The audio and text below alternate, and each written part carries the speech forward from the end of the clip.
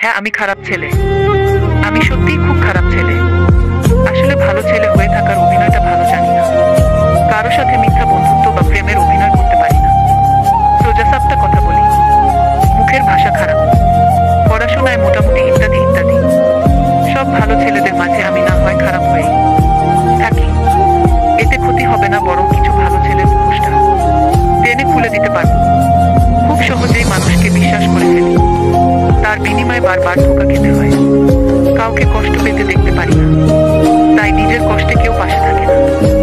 অন্যের গুণগান গেয়ে বেড়াতে পারি না, তাই অন্যের মনের মতো হতে পারি না।